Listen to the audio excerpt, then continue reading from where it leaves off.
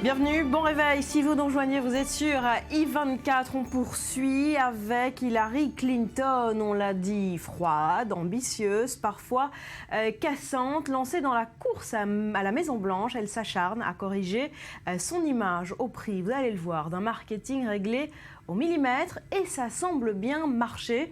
Elle remonte la pente dans tous les sondages. Explication, David Klezewski. Hillary Clinton va-t-elle fermer Wall Street ? Hypothèse fantaisiste peut-être, mais la question du journaliste correspond à la nouvelle image sociale que la candidate démocrate veut inspirer. Fini le capitalisme triomphant et arrogant. La seule exit qu'Hillary Clinton est fière d'assumer, c'est son ancienne image de femme riche, coupée du peuple, avocate au cœur froid et femme politique qui prend la presse de haut. Sa cible, ce soir-là, l'industrie des banques qui pénalise les classes moyennes et populaires.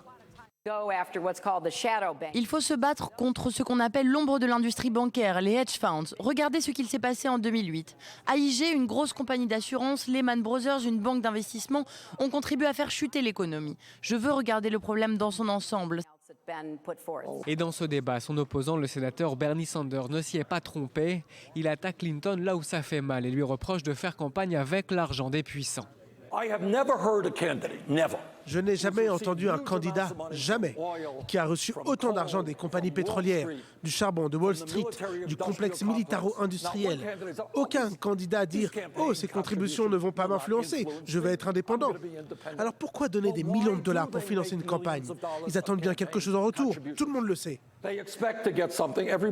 Si les Américains jugent Hillary Clinton intelligente, les sondages montrent que seule une minorité d'entre eux l'estime honnête et digne de confiance. La prétendante à la Maison-Blanche a donc pris le taureau par les cornes et multiplie les apparitions dans les shows télévisés. Ici à gauche, Ilana Glazer, à droite, Abby Jacobson, deux protagonistes stars de la série américaine Broad City. La démocrate est allée faire un tour sur le tournage de la 3e saison. Le contact avec Hillary Clinton se veut désormais bien plus chaleureux. Pour se mettre dans la peau d'une femme souriante et proche des gens, elle s'est aussi assurée les services d'une experte en communication, Christina Shake, la même qui avait conseillé avec succès la première dame Michelle Obama. Dans cet autre talk show, elle répond aux questions d'un comédien qui incarne Donald Trump, candidat républicain. Dialogue humoristique fictif qui pourrait peut-être avoir lieu en 2016, quelques semaines avant les présidentielles, et sur un ton un peu plus crispé.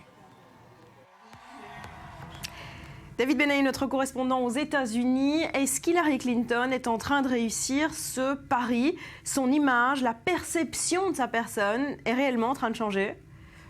Chez Hillary Clinton, tout est calculé, parfois trop, au point d'exaspérer souvent les journalistes qui lui reprochent de manquer d'authenticité.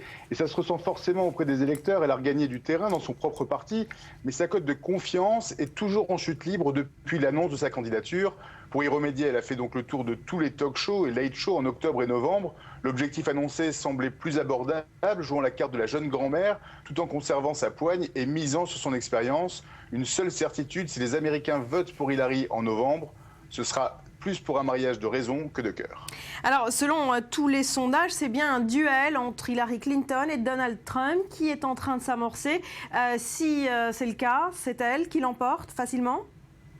Il n'y a vraiment aucune certitude, quelles que soient les configurations, sur qui s'installera à la Maison-Blanche en 2017. Dans l'hypothèse d'un duel Trump-Clinton, Hillary domine pour le moment 48-43 sur la moyenne des derniers sondages, mais ces enquêtes d'opinion porte une marge d'erreur équivalente à la différence entre les deux candidats. Et surtout, ces sondages ne considèrent pas que l'élection américaine se gagne État par État. George W. Bush a gagné à 2 reprises sans la majorité au suffrage universel. On s'attend à une élection serrée qui va se jouer dans les États clés, les swing states comme la Floride ou la Virginie. Et avec l'introduction de la sécurité nationale comme thème principal de cette élection, le challenge va être encore plus difficile pour les démocrates de l'emporter face aux républicains. En tout cas, si elle l'emporte, ce sera la première fois que les États-Unis auront une femme présidente. Est-ce que l'opinion publique américaine est prête à cela? Il y a 8 ans, les démocrates avaient le choix entre diversité et genre. C'est Barack Obama qui l'a emporté. Et à l'époque, Hillary Clinton faisait tout pour éviter de jouer la carte d'une femme à la Maison-Blanche.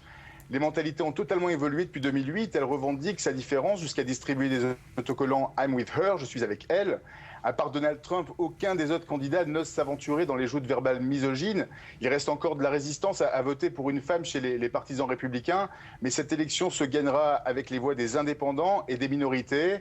Un atout certain pour Hillary Clinton dans sa conquête du pouvoir. Merci David.